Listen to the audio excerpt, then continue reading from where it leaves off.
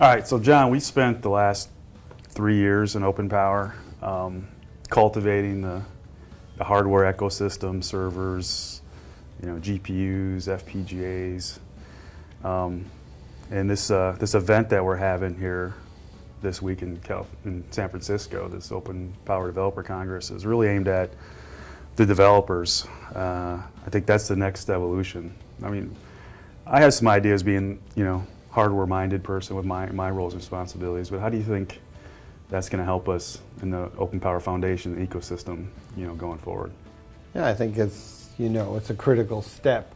When we started this journey, it was first an accumulation of companies mostly focused on the hardware part of it, and opening that up was a big step in terms of creating open innovation. And then we recognized at the operating system level, with Ubuntu, Red Hat, SUSE, we needed to make sure that any piece of code could run on that operating system regardless of where it's sat, on Power, on x86, or on ARM. But the ultimate solutions are built on applications that sit on top of those operating systems. And that's the area that we're starting to cultivate. And I think this is the year of the developer for us. And it's an important one, as you know. Yeah. I know we spent a lot of time with the foundation members creating, at least at the hardware level, base differentiation, on the Power platform for OpenPOWER. We've got accelerator interfaces that connect directly to GPUs, NVIDIA GPUs. In fact, the Power processor is the only processor that has NVLink the accelerator bus, which is, significantly, wider and faster than PCI today. We've got CAPI, OpenCAPI. How do you think the developers will grab onto that and take advantage of that? Well, that's always the interesting thing, and this is why I think doing a developer congress is so important. Because speaking on the behalf of developers in terms of their overall creativity is always dangerous. I think why you've seen the advent of hackathons and developer congresses is that you put the technology in front of them and they create the opportunity to capitalize on the differentiation. What they do expect, though, is that they're building on a foundation of familiarity, which is why it's so important to have familiarity across the operating systems. I think what the developers are going to do is figure out in their own way for their use cases and their applications what's important. Is it going to be I/O? Is it going to be compute processing speed? Some combination thereof. And that's why, one of the things we've talked about, which I think is so important, is the developer congress that we have in May is one of many that are going to come. Smaller meetups, smaller developer conferences, the opportunity to put the technology in the developers' hands. And then we'll see companies like Kinetica take advantage of it. So, you being vice president of Ubuntu and seeing the software community, in your daily life, and me in IBM seeing Power technology go from proprietary technology to open technology. What do you think it's going to take to get the ecosystem who participate in open standards, open communities, open source software development to realize that Power is something that they have a tool for their development? How do we get that message out, and how do we attract those types of people? Yeah, I think there's a couple things, and it's first of all, I should say, I think we're already on that path, right? It's not that we're at ground zero. We've actually started some of that work, and it's been progressing. I think a couple things that are really important.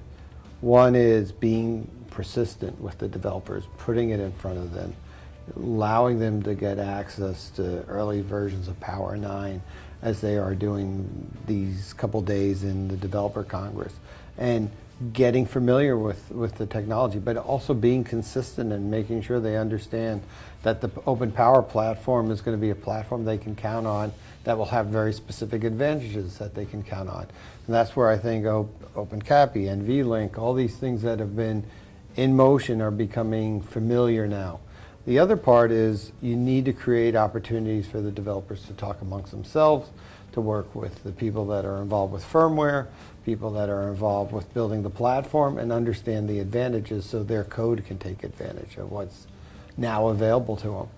And then the last thing is really incumbent on us as part of the OpenPOWER Foundation, is to really facilitate the dialogue out to the developer community. And that's why I thought it was so important that this year we included building better relationships with developers in general was a top priority for the OpenPOWER Foundation.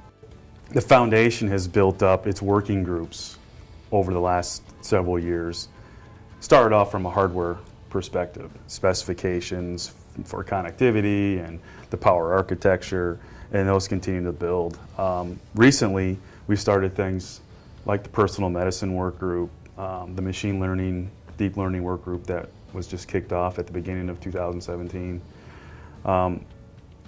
More work done in those areas, more solution-oriented work groups, or, what's your perspective of, creating a structured, focused participation capability that, our developers could latch onto and work together? Yeah, I'm a big advocate of that. I think ultimately we solve actual problems out in the marketplace, out in society, be it cancer, genomic problems, how do you do data analytics for supply chain. These are business problems that either impact humans or impact businesses.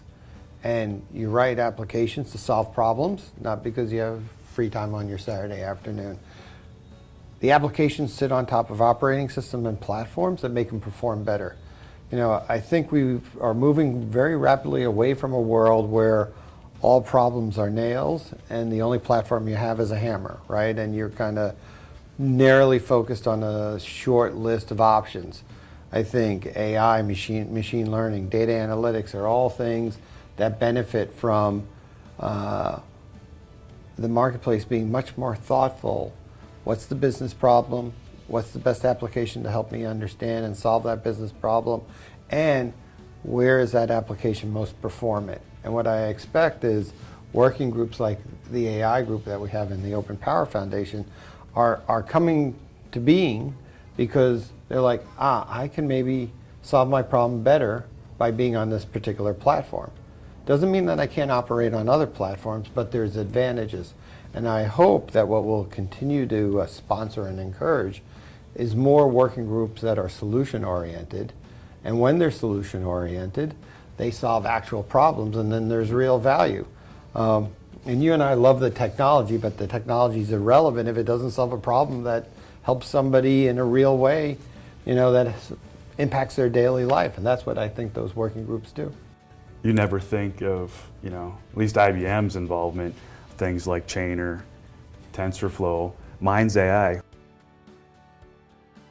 The relationships that we have with Google, NVIDIA, and Ubuntu, and Mellanox, and the things that you see here. Nimbix is hosting, their cloud based on the Power Platform is hosting a lot of what these developers are programming on today. It's not even IBM's cloud. This is Nimbix. It's 5 years ago you never would have probably wrote that script, and today I think it's definitely relevant and important for not only for IBM but for the ecosystem who needs differentiation and choice.